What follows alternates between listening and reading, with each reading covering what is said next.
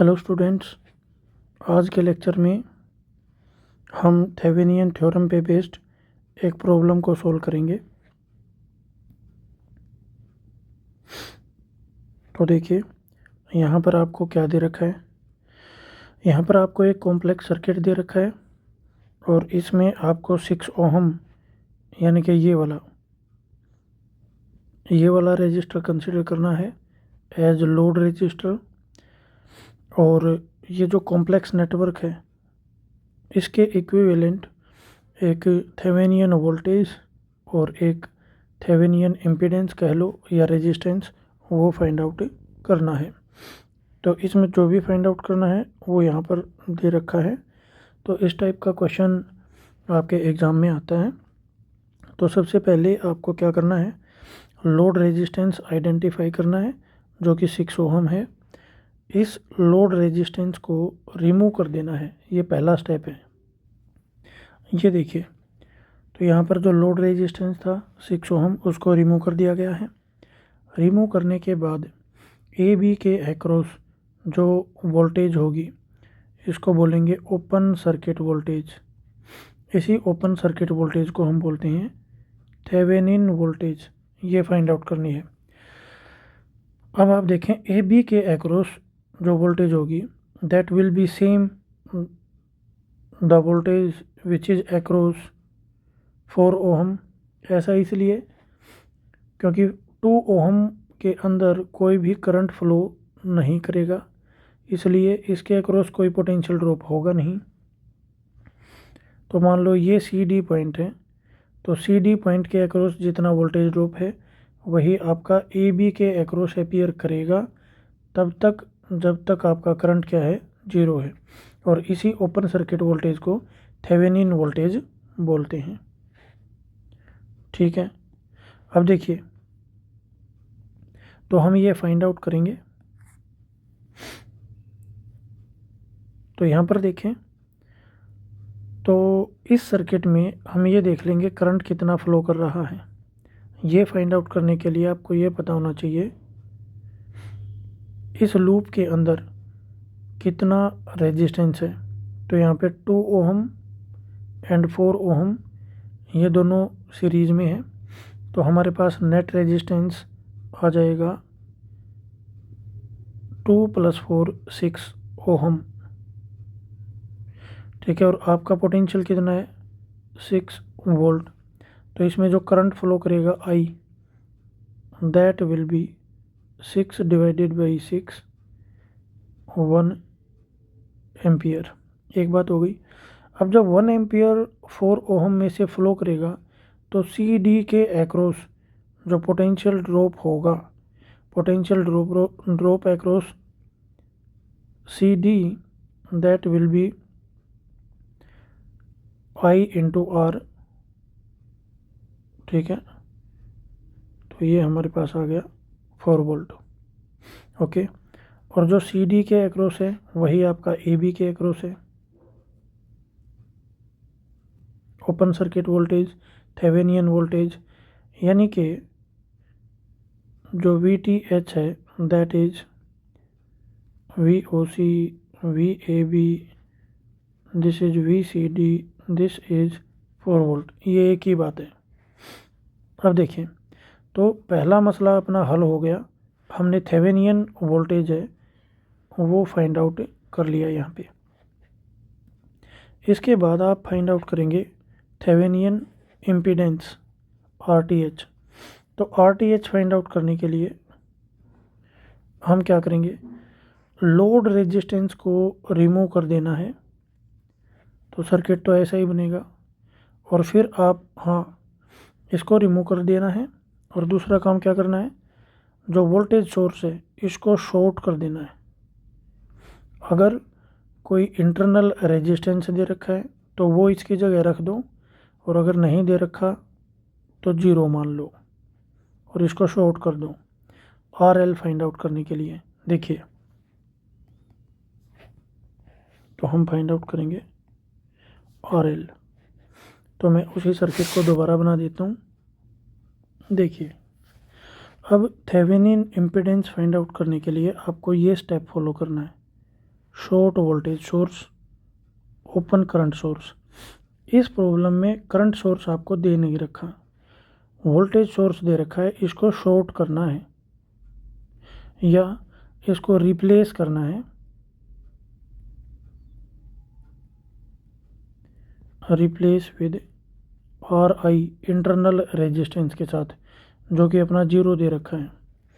तो मैं यहाँ पे सर्किट बना देता हूँ,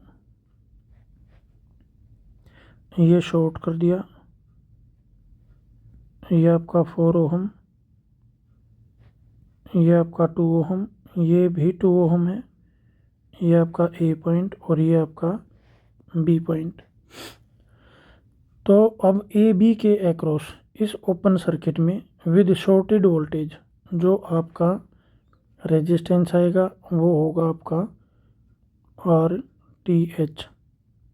दिस विल बी, अब यहाँ पर देखिए 2 ओहम एंड 4 ओहम, ये पैरेलल कम्बिनेशन है इसका, 2 एंड 4 का पैरेलल कम्बिनेशन, और ये सीरीज में होगा 2 ओहम के, तो 2 ओहम के साथ ये जुड़ जाएगा। तो पैरेलल कम्बिनेशन को सोल्व कर लेते हैं पहले। तो ये आ गया 2 into 4 divided by 2 plus 4 plus 2, ठीक है। तो ये हमारे पास आ गया 8 divided by 6 plus 2, this will be 20 by 6, that is 10 by 3। So this much ohm, ये हमारा आर टी एच आ गया। This is equal to Thevenin impedance, Thevenin impedance. तो देखिए दोनों काम हो गए, V T H find out कर लिया हमने और R T H find out कर लिया। अब आपको इक्विवेलेंट सर्किट बनाना है। तो इक्विवेलेंट सर्किट बनाने के लिए देखिए ये आपका थेवेनिन इक्विवेलेंट सर्किट होता है। तो यहाँ पर जो भी चीज़ हमने जहाँ से फाइंड आउट की है वो रख देते हैं। तो वी टी एच की जगह हमारे पास है 4 वोल्ट, तो 4 वोल्ट यहाँ पे आ गया। Are T H, this is your 10 by 3 ohm, और जो आर एल है ये शुरू में ही आपको दे दिया था, गिवन था ये 6 ओहम, ठीक है। तो अब यहाँ पर आप फाइंड आउट करेंगे अगला पॉइंट, यानी कि लोड करंट फाइंड आउट करना है। लोड रेजिस्टेंस में से कितना करंट फ्लो करेगा। तो यहाँ से देख लें आप, जो आर टी एच है और लोड रेजिस्टेंस ये हमेशा सीरीज़ में मिलेंगे आपको, ठीक है।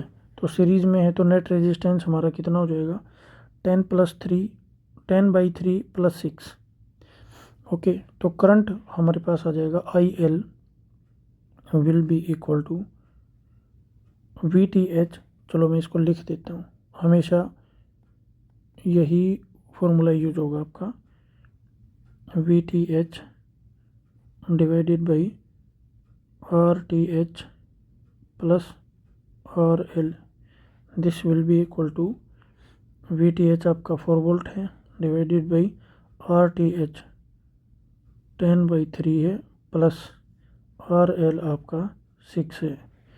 So this will be 4 into 3 divided by 10 plus 28,